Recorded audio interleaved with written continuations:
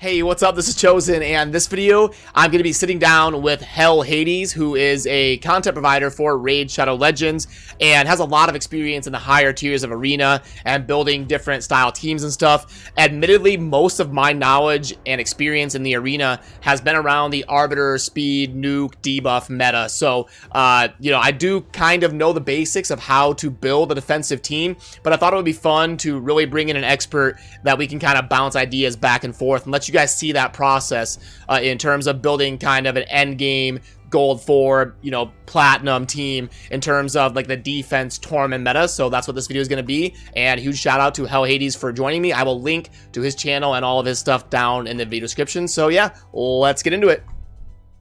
Hey, what's up? And now I am joined by Mr. HellHades, who's going to help me kind of theory craft a defensive Arena team that we're going to kind of build together here. So hey, what's up, man? How you doing? Hey, Chosen. Thanks for having me back on. Looking forward to this. Yeah, you bet. It's kind of weird, actually, like being logged into my Raid screen, but seeing Chosen top left. That's right. That's right. There, cool. You don't ruin my account. All right. Yeah, that's it. Yeah, and crunch some Legos. Yeah. Pull some shards. No. So, looking forward to it, actually. Cool. So, all right. Well, yeah, go ahead. And sorry, I didn't mean to interrupt you. I was just going to say, go ahead and kind of start and kind of walk me through the thought process of building a defensive team. Yeah, so I guess it'd be good to, run through what I think when I'm thinking about Arena defense. There's pretty much like 3 different things that you could do. One of which it sounds like you do anyway now. So you can run a speed team, which is just going to try and outspeed your opponent, which is kind of the common build, I guess. Yep. And then there's kind of 2 things that you can do other than that. You can either run a really annoying team that's almost unkillable because it's got 3 different champions in it that can resurrect. They're always pulling up their allies, and they're really defensive. Yep. And I think the third one, which is more accessible and probably better for the composition you've got here, would be to just go a team which is really tanky and has got a mixture of disruption and damage. Mm-hmm. So if I look at the champions you've got a number of legendaries which I think would fit the bill really well. So Tormin is the obvious one. So Tormin's the kind of guy that's come in and has changed the meta single-handedly. Yeah. And you kind of just want to push him into almost like a full accuracy build. So I know we've done a bit of pre-work here in terms of his build. But ideally what you want to be doing is pushing right up towards 400 accuracy so that any time the enemy do some sort of speed boost or heal or any sort of turn meter control, he has a chance to freeze them up. Okay. And I think when we were chatting before, so that's even more effective when you've got this ability as passive booked. Yep. So, if you've got 25% chance to place a freeze anytime somebody does a turn meter boost or a heal, it's just huge. 1 in 4. So if Arbiter does a main ability, that's 8 different times already just to proc that ability. So, and equally, when he's been killed and he turns into his frozen state, this is still proccing. So, as long as you've got good accuracy, he gives you a lot of value right the way through. Okay. So what we've done here is we put 4-piece accuracy on him, so he gets the 2 set bonuses plus 40s. We've got an accuracy banner come on with some nice speed, so that's going to give him a good chunk of accuracy there. And we've also got a couple of rolls on this amulet as well. So we're already building towards that 400 mark. And it's actually not that challenging to do. It's not like we've got tons of crazy sub rolls on accuracy. We've got some good ones. We've got good pieces here, but it's not. And I could probably get like an extra 30 or 40 if I spent good glyphs. Absolutely, yeah. There's one thing I actually recommend to people: don't neglect the faction wars. Even if you're just farming up the earlier levels, get those glyphs, because this is the time when you use them. Mm-hmm. Definitely, really good point. There's also some bits here that we haven't even rolled to full. So if we're looking at his total stats so far, we're not far off the kind of defensive cap before rolling defense becomes pretty irrelevant. If we get to that 4.5k, there's not much more to be gained from rolling defense. We've already got pretty decent crit rate. We've got good accuracy. We've even got a chunk of resistance in there. So all in all, this build's looking pretty good already. Okay. And there's another Masteries. I know you've not quite maxed out his Masteries yet, but you've got a choice of going plus another 50 accuracy, which is probably where you'd need to be if you start to push plat. Or this one here, which is this is overlooked by quite a lot of people, but you get a chance to get another 5% freeze from Fearsome Presence, which is a tier 6 defense tree. Yep, and I think that would be the optimal choice if you didn't have his passive booked.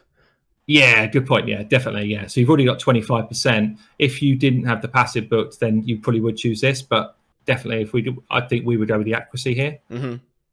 So yeah, so solid build here. We're then looking at a second champ. So I think for the sort of setup we're doing, we'd want to bring in someone like a Morley. So this is like a second disruptive champion. And with her build, you'd want to be ideally pulling on something like a Frost set. So Frost set, she's got a main ability that we want to make use of is this provoke. So we want to provoke people ideally for 2 turns, and every time they come into us, we've got a chance to freeze with the Frost set, which pairs really nicely with Tormin.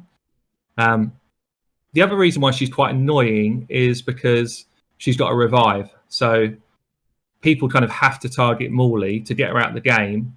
So while it's your defensive setup, the rest of your team are just going in and doing damage. And if you don't target Morley first, then obviously you've got the chance to pick someone up.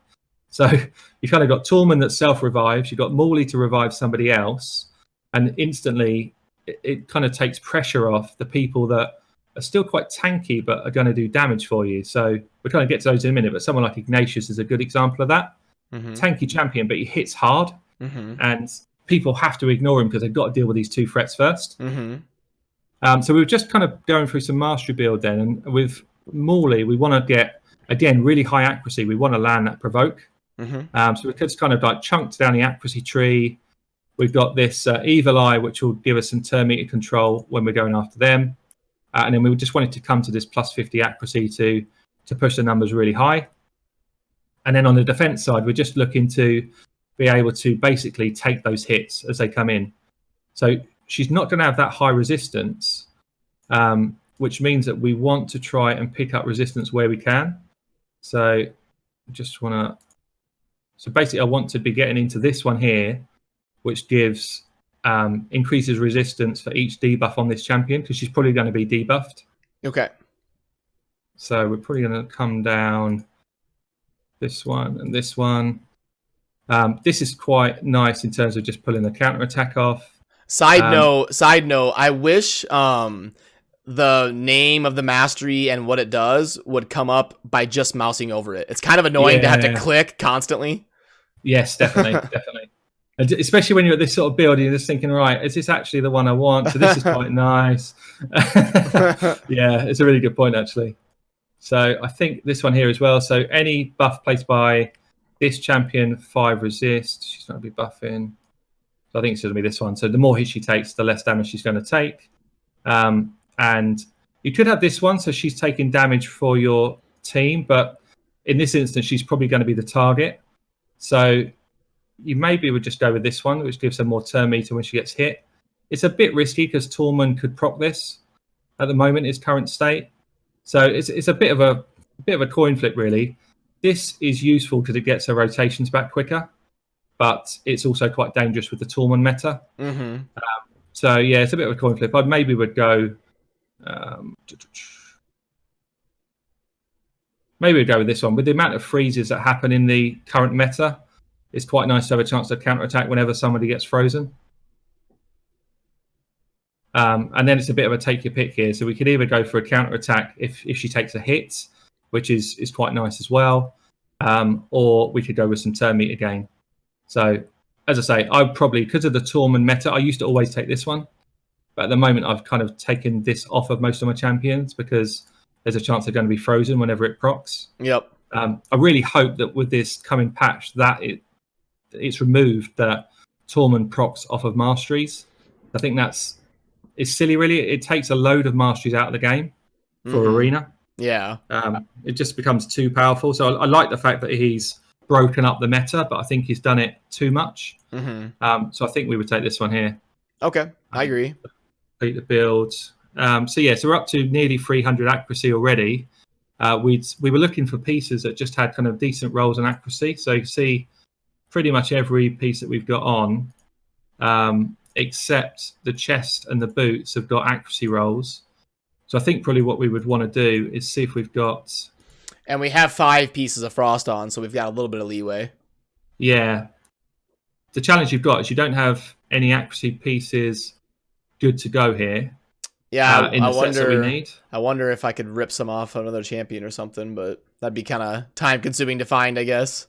Yeah, so perhaps what we do is maybe we do that off camera. I'll see if I can just get a chest and gloves from somebody else that we roll into Morley. We'll show a final build before we go into some fights, but I think that's probably the best way to do it. Okay. Is have a set here, which will give us plus, we've got another plus 40, which will take us over. We'll probably end up being around 320, 330. And we'd want to keep the defense up close to 4K, so that's pretty good. So all the rest of the build's good. I think we would just switch these 2 out for accuracy here. We'll do that shortly. Okay. So that feels good. So we've got Tormin, we've got Morley. Now, I was thinking Ignatius would be really cool to use. I know you've got him set at the moment as a farmer, haven't you, for Nightmare? Yep, I use him. He's very optimized for crushing Nightmare. He does it in like 25 seconds. Seriously, yeah, that's really good, actually. No, that's pretty impressive. So if I was to change him up, so if I was to use him in Arena, I'd want him to have higher resistance. The rest of it is actually almost bob on what I would do for my build. So I'd be looking for high crit rate, I'd be looking for high crit damage, and defense is about, maybe it's a little bit low, but it's not too low for where I'd want it to be. So probably all I would do, if you want to keep him as a campaign farmer, but kind of throw him into this test, we could just switch out a resistance banner, get his resistance sort of propping up to closer to 200, and to be fair, if it doesn't work, we can just flip it back and lost 100,000 silver or something. Whereas doing the whole build might be a bit much. Yeah. But the rest of the build feels pretty solid anyway. So, so I think what we do if we see if we can find a resistance banner here. Okay, this one's good. It's got good defense on it as well. Yeah, and then I can glyph the speed. Yeah. Yep. So we'll put that one on, and again, we just finished the roll-in of that shortly. Okay. Let's have a look at some masteries as well. So this is nice. Yeah, so I guess if I was rolling this from scratch, I'm just interested, why did you go support tree? Because I actually tried both support and defense, and he did much better. I guess probably because of the speed down there, the speed for dead ally, and when you're in the campaign, it's gonna be okay. So he gets 24 speed, which is a big deal when you're farming Nightmare for an hour. Yeah, definitely. Yeah, okay, that makes sense. I guess you probably rotate. Yeah, so if I was going pure arena build, I think I would probably come down here and do heavy defense, less damage from AoEs. Yeah, for sure. Give myself a chance to counterattack. So that's probably what I would try. So I just need to ask Plarium for a second Ignatius. That way I can... Yeah. I actually said a couple of times, I'd love it if you could have like a switch where you switch arena setup and normal setup. So you could actually use champions in different places. But the other thing which I would do for arena definitely would be to go into Helm Smasher. Now, the reason being is you don't have a team that is going to do a load of debuffs here. So you're not going to be throwing AoE decreased defense on your opponent. And generally, we're up against quite tanky people when you get to reasonable level in arena. Yep. So this obviously ignores defense. And is the chance that this will do more damage in the arena than this 20%. Yep. So that's what I would do. But I don't think you need to change that for what we're doing here. So I think it'd be good to go. He pairs really well with Morley and Tormin, so that kind of works. And then for a fourth, now there's a few options. So if you were running it as an offensive, this sounds weird, but an offensive defense attack team. Yeah. I don't know how else to say that. So I would actually run Madame Cerise. Okay. Because she is just insane in the arena. So basically, she will just wipe off any debuffs that you're encountering. She'll throw up decreased defense. And then someone like Ignatius will just absolutely wipe the board. So she's really effective at partnering with these kind of defensive teams. But as a defense setup, so if you're not controlling her, she's not as effective. So if we were just going for a defense setup, actually someone like Harvest Jack is really good. He's really good because he's just so annoying to play against. Throwing those spheres out all the time. It's really difficult to deal with him. And actually his build's already really good for that as well. So his build's decent accuracy, really, really high HP. That's that's probably the highest HP I've ever seen, I think. That's pretty nuts, yeah. Yeah, that's really cool, actually. Maybe we should try him in a fight anyway. Just be interested to see what you've got him set as. Yeah, I'll do exactly the same. So he would be really useful to try. It's funny, I'm just thinking about it. You could even push his HP higher, couldn't you? You could have another life set here. And Yep. That's pretty crazy. Yeah, so he would be useful to try. And I think the other one which we should try and perhaps do a bit of re-gearing on here is Gurga. Yep. So Gurga pairs really well. He does the same sort of thing that Cerise does in terms of clearing off a debuff before he goes in. And he freezes. So once the team's frozen, all of a sudden you get an Ignatius burn on, and then Tormin just starts going crazy with his A1. You know, so that combo works really nice together. And for an offensive champion, what I would do is I actually wouldn't even worry about any sort of offensive stats. I would just play him to stay alive, be annoying, and get his debuffs off. So pretty similar build to what we just done, really. You'd probably just want to go high accuracy, which is good. Yeah, so all of that feels right. And I had him in reflex because I thought I was going to be using him mainly for faction wars, you know, to get a bunch of cooldowns back. But you're welcome to change all that. Yeah, so he's not needed. So I think you probably just get him to go really fast, high accuracy, and you just want him to get his debuff off as soon as you can.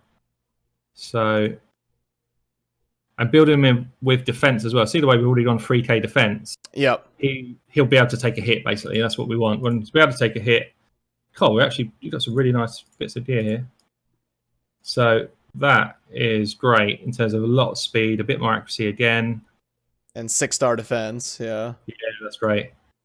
So I think we just go straight in with that. So he's already getting like, what, 3.7k? Yeah. Which is pretty high for an offensive champ. It's good as well. Actually, for a 4-star, that's not bad, is it? That's probably better. Yeah, that one's probably that one's probably better. And it still has one more roll to go. So again, we can go through and glyph some of these bits up, but we've already got over 200 speed, which is not bad. Decent defense, pretty good accuracy, and what's that one there? Decrease the damage of allies. Is that what's the thinking there with that setup? The thinking was for Bulwark, for him to soak up stuff. For faction wars again. Yeah, yep, for faction wars. So you're happy if we do a quick reset on this? Oh one? yeah, that's fine. Yeah, cool. That's free anyway. Yeah, so again, I think it's going to be similar to what we've just done, really. We go full accuracy. We want to, because he's done a freeze and then go again, we want the evil eye so that he gets the turn meter reduction. Yep. And we want to get ourselves down into this additional accuracy. Yep. Now, I think because he's going to be applying quite a lot of debuffs, his freezes, this is quite a nice one for him to get turn meter back. Again, though, it's dangerous because if you put that on him, then Tormin could freeze him when that procs. So I normally would have done that every time, but perhaps not in this instance. I think we would take this because we want the bonus book speed. Because we want him to go as fast as possible. Yeah, what will that be? Like 7 or 8 speed? Yeah. So across, 6 bits of gear. Yeah, maybe about 8 speed. Yep. Which in the arena, it doesn't sound a lot, but in the arena it can make the difference, can't it? Well, we can actually figure it out exactly because I remember his speed was 198. Was it? Yeah, okay. Let's have a look. And then with this, we just want to go offense to try and just land some damage, really. So he should be going when he's full HP. So I tend to come over here, and then I tend to then shoot back over to the offensive side of the tree, the PvP side. This is quite nice. You probably want this to try and get his main freeze back as often as you can. That's what he's kind of known for. And then don't know, maybe probably this one, I guess, kill streak. If he gets some damage off and kills people, then he actually starts to do more damage. But again, you could probably pick any of these and they'd be reasonable. Probably this one. So, what was he? 198, did you say? Yep. So, we're going 5 speed. Plus Okay. 5, yeah. So it's not that much, is it? Yeah, I thought it would be like 7 or 8. Yeah, I thought it'd be a bit more. So I think, his build's pretty good. 300 accuracy still, which will get you through all of Gold 4. I'd say if you got into Plat with this team, he'd start to struggle at 300 accuracy. It'd probably be a bit low. But I think your average resistance in Plat for somebody built for resistance is probably about like what, 410?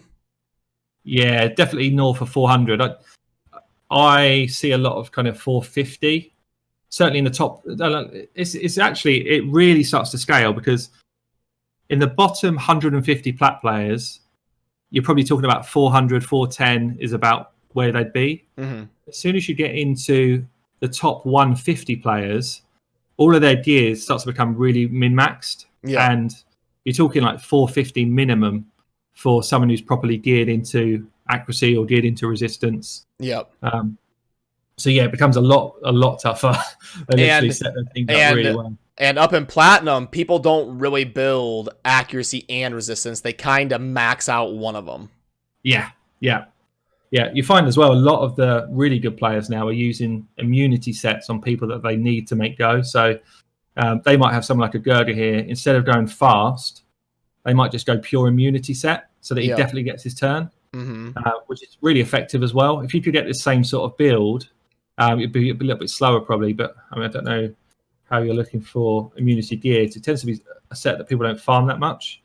But yeah, if you could get this same level build out of immunity gear, which at the moment you wouldn't be able to, then that would be worthwhile thinking about as well. Yep. So I use an immunity set on my Madame Cerise to make sure she definitely gets that debuff off. And yeah, so the silly thing with immunity sets is they can actually be cleansed, which almost goes against the title of the gear. Cerise is part of my world champion Golem team, so I can't really rip her apart. No, fair enough. My Golem team averages like 1 minute and 10 seconds. Does it? Yeah. Oh. Who else is in the team? It's built around Seer nuking, so I get to the Golem in like 13 seconds because it's like Battle, Draco, Cerise, and then Seer blows everything up. And then you have Kymar reset the cooldowns. They go to wave 2 and they put a bunch of debuffs, and then Seer blows them up, and then I'm at the Golem in like 13 seconds. Sure. That's pretty impressive. I'll have to have a look at that run because that's pretty quick, and I think I've got those champions as well. So I'd like to see that. Yeah. So I guess let's flick off the camera for a minute. We'll roll up the last few pieces, and then we can get into a couple of test fights. Okay. Yeah, that works. Yeah, sound good. Cool. All right, and we did a little bit of rolling of gear, and we are back. So I will let you go ahead and take it over again, Hades. Yeah, brilliant. So all we've done is we've just rolled up all the important pieces of gear to 16. So any banners or kind of bottom piece sets go to 16. Anywhere where we thought we might be able to get some of our main stats, like the accuracy on a piece, we rolled to 16. And then we started to just throw some glyphs on the important stats as well. So you can see accuracy's been glyphed up here. Things like speed have been glyphed up where we can do it. And we've done that across the board. So Tormin's got glyphs and is rolled up. So I guess we just show total stats on everyone quickly. Really heavy defense, good accuracy, good crit, reasonable speed, good HP on Tormin. We just want Tormin to be annoying to kill, really. Good speed on Gurga. We want him to go fast and first, ideally, and just freeze up the opponent. Good defense. Good accuracy, good defense for an attack-based champ, and good HP. We've then got the Morley, who is again rolled up a gear, nearly 5k defense, so she's kind of at the cap. Reasonable speed. Good accuracy, so she should be good for those provokes. And then we've got Ignatius, who was already built. So we've not done too much here. Actually, I didn't roll this up, but I think it's going to be fine as he is anyway. You could flip it up if you want. That's fine. Yeah, should we just roll that one up? Yeah, you can finish talking about some points while it's rolling.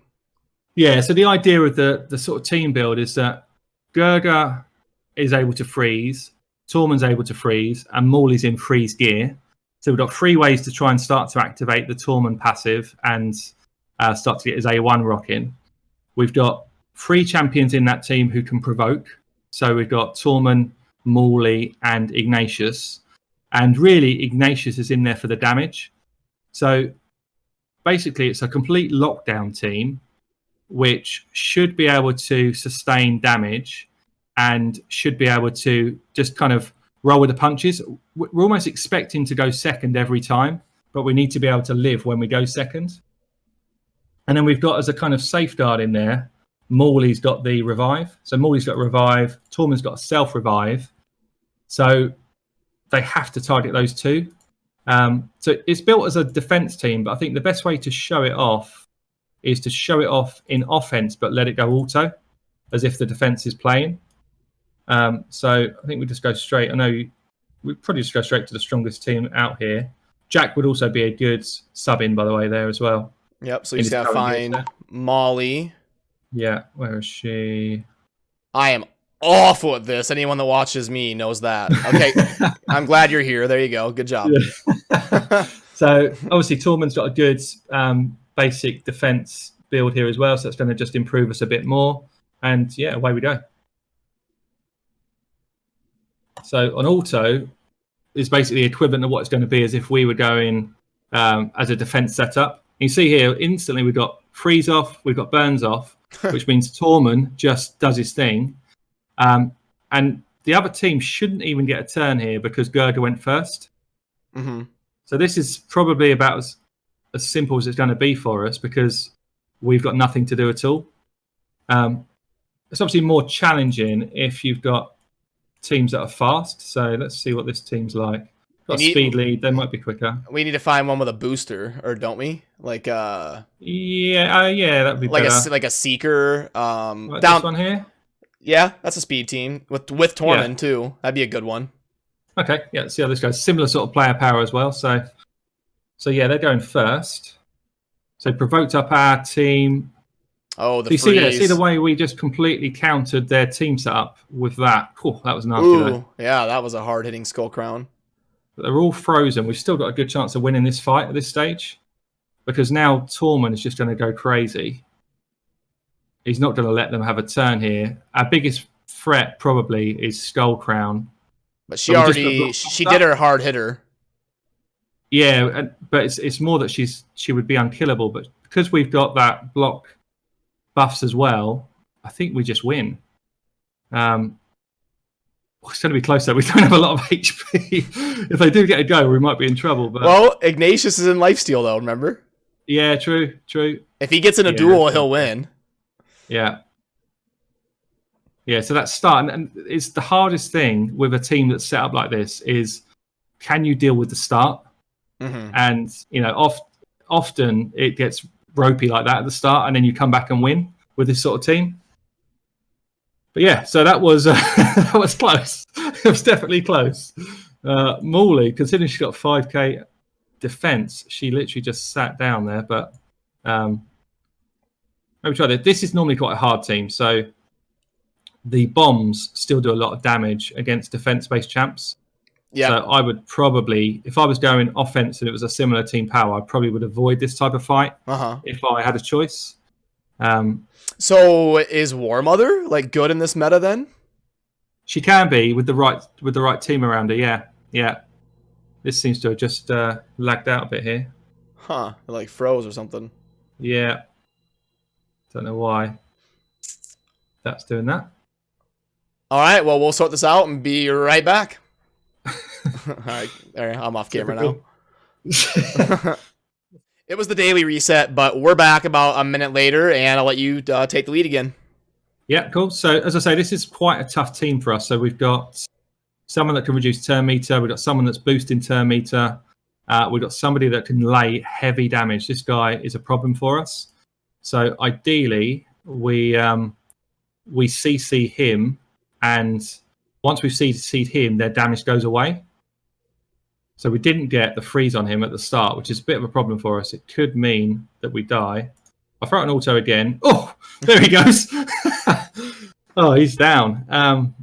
That's a nice little start for us there. I mean, instantly the threat is going, so we're going to lose our Gurga for those bombs. Yeah. But the threat is pretty much gone. So Razin can do some damage, but I don't think he's got enough to be able to deal with, a Ignatius in lifesteal and the amount of damage we're going to get from our Tormin. And Molly has their Yeah. So again, that kind of annoying champion that you had to take down because otherwise she resurrects the rest of the team, gets them back in the fight, and then it's like, which way do I turn now? Yeah. So this should be a pretty clean fight in the end. And again, now it's quite a tough team, really. And now you wait 4 minutes for Tormin to die. Yeah. Even when I'm manually, actually, I normally get to this stage. I press auto and I go and do something, and then come back and see if I've won or not. Yeah. So I guess the drawback from this team we've got is we don't have a decreased defense in it, and that would dramatically sort of speed up some of these fights if we were looking to go offense. But obviously, the main point here is that it's a defensive setup that can withstand a fight when you're not there. So perhaps we just go from the bottom up because it's generally harder teams at the bottom or better geared teams at the bottom. So you see, we go second again, which is always the danger. So we pretty much take a hit from everybody. We've got some provokes on us as well, which could be a bit of a risk. There you go, double freeze there. And you see that instantly just changes the game. Yep. Because it allows the rest of your team to get a turn. And then Gurgo can always swing the tide. Yeah. So as long as you can take that first wrath of damage, which is tough. We were down to pretty low health everywhere here. And then the Molly just like clutched, not letting her revive, didn't she? Yeah, definitely. And Gurga does more damage when people are frozen as well, as part of his kit. So the fact that he just pairs up so nicely with this team. So yeah, 100% win rate so far, not bad. I know we're not in the sort of highest realms of Gold 4, but it's always good to win when you've built a team. Now, could a team like this get to Platinum on auto? On auto, I'd say you'd probably get to maybe within 200 points of Plat. Yep, like 4,000. For sure, yeah. You get to 4,000. After that, I think you have to take over. That's my experience because I've kind of done it with a number of different teams. And when you get to that level, you do start coming against some really well-geared teams. So you need to start making those conscious decisions. And, the AI doesn't always make the right decisions. We're actually going to lose this fight. Yep, the bombs are going to blow up. The bombs are just so strong. So do I need to bump Shazar up on my tier list now? Is he like significantly better now? For Arena, he's really strong. Yeah, he's really strong in this meta. It'd be interesting to do that fight again. And manual it? Yeah, you can do that. That's fine. Do that fight again, but let's throw Jack in. So how often do you do this when you're farming Plat? You're like swapping people in and... Yeah, so I've got a roster of about 10 champions that are arena geared. And they do different things. And I have a stable kind of team that I would use. But yeah, I change it around often. So you see here, the difference being with Jack, I'm just trying to stop anyone from having any sort of control. So the AoE fears is just huge. And as soon as he gets a bang. So that's the difference there. We also got quite a clutch moment where this time around, Tormin froze 2 of their champs. Do you see that at the start? Yep. So, again, it just completely changes the landscape at the start. But yeah, due to some roles, I could even see where the same 2 teams fight and each win in a landslide one time. Yeah, definitely. Yeah. Absolutely. So yeah, so Jack actually fits the team well. And what I tend to do when I get to my fights is I do start to think about affinity a bit more. So, with this sort of fight, so we know all of their damage is coming from Ignatius here. Yep. So everyone else is supporting Ignatius to do damage. Yep. So you pretty much don't want to be rolling with a load of green-based champs. Yep. Because the chances are you're going to lose. So that's the way I tend to look at it when I get higher up is who do I want to sub in and out So actually, would I rather have high HP Jack instead of high defense Morley, because I know that he's going to break my defense. That's the type of way I'm thinking. So I'd probably do it Jack in there and Gerger on this fight, because I know that he's the threat to enable him. Yep. The others are just there to kind of disrupt me, really. Yep. And there's Draco with the break. Yeah, but luckily Gerger's fast enough to completely change the setup. And now what I need to do is just take out the guy who's there to do their damage. Because the rest of them, they're all annoying champs, but they're not going to do anything to us in terms of actually hits. And this should be an absolute landslide now. Yeah, so now we've got his A1 off. We should just kind of roll into easy victory. But that's a good... The team we're fighting here is a hard team to beat. So he's got his freeze back again. Roll in with the big hit. I actually used to have Gerger as my speed team kind of nuker, which was quite an interesting setup as well. So he'd do the freeze and he'd go in with that second hit and he'd just one-shot someone so easily. It's a good champion, actually. But yeah, so Freddy Alter once he's got to die twice. Yeah, and now you sit here. Cool. Well, we can end it here. We I don't want to take too much of your time, but yeah, cool.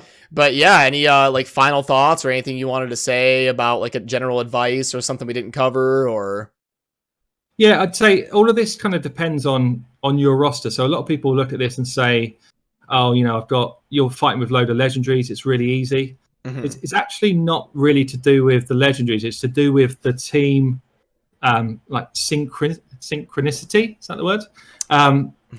So it's how they work together. So there's no point in throwing 4 champions that are just going to do the same job in the same team and expect to win because they're strong overall champions. So for me, it's about picking 4 champions that work well together to enable you to be able to do your damage. But yeah, I think there's tons of ropes you can do. I did a full epic team and got really far with that. And, you know, threw some videos up on that, but it just kind of shows it's all about pulling the right champions in to do their job. Cool. Okay. Yeah, and I'll link to your channel down in the video description, but let us know anything about your content that you wanted to say or what's coming up or what you mostly do and all that. Yeah, so I guess I'm involved in a lot of account takeovers. So I go in and basically work on a couple of areas of people's games that they're after improvement on. So that's a big part of my content. And I guess other than that, I do a lot of arena. So I really love pulling together different arena comps, off meta stuff. And I guess, yeah, lastly, I do quite a lot of guides, probably guides of champions that sit in a vault and people don't think they've got much of a use. And then I try and do a guide to prove that they do have a use, which we were chatting about the other day. But yeah, it's, yeah, I try and keep it varied, but try and keep it fun as well. Cool. Okay. Well, I appreciate your time. Thanks for joining me. Cheers, Chosen. It's been really good fun. Hey, all right. Cheers. Guys.